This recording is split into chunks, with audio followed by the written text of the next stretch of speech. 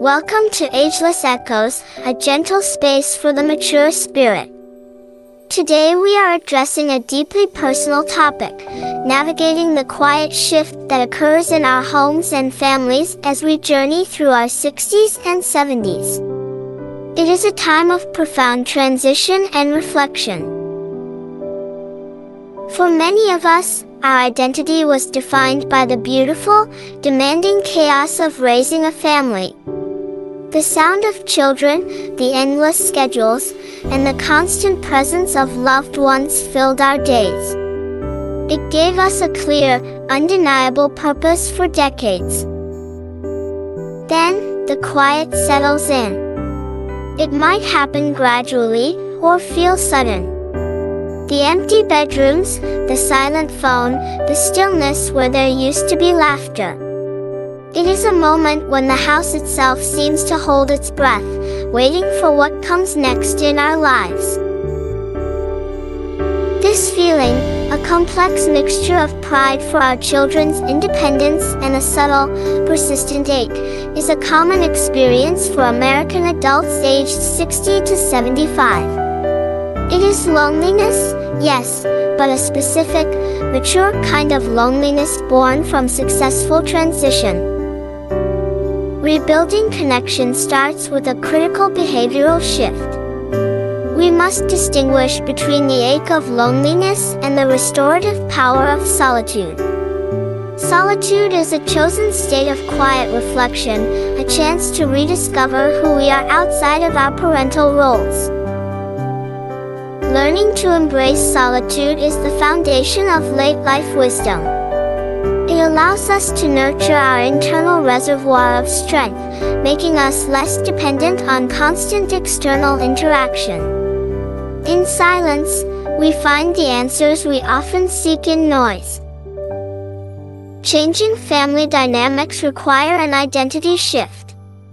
We move from the manager of our children's lives to the respected consultant. This shift demands emotional intelligence and respect for their adult boundaries, which can feel challenging and sometimes isolating.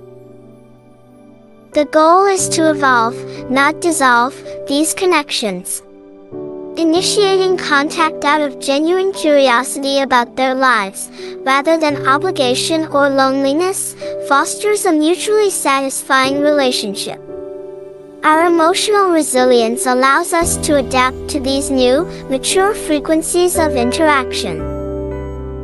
Genuine connection often flourishes in the fertile ground of shared purpose.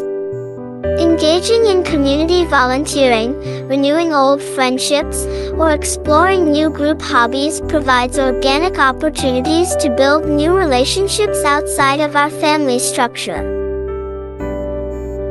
Grandparenthood offers a unique, joyful avenue for connection, allowing us to pour love into a new generation without the primary responsibility of parenting. This role brings profound meaning, helping to fill the empty spaces with renewed purpose and love.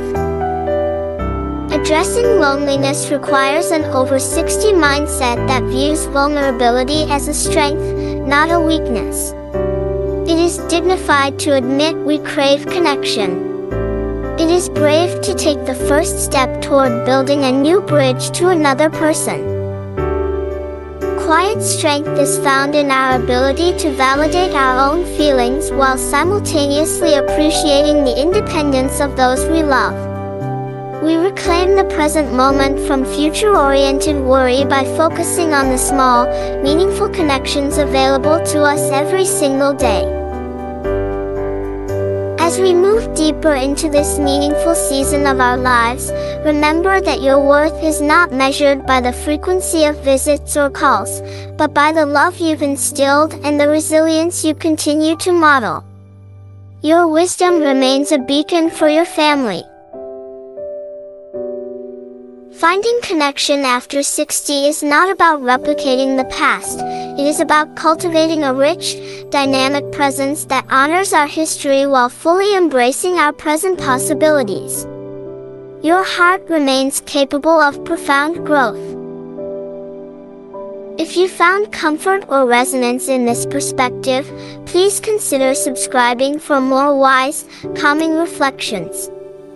We warmly invite you to share your thoughts on finding connection in the comments below. Take care of yourselves.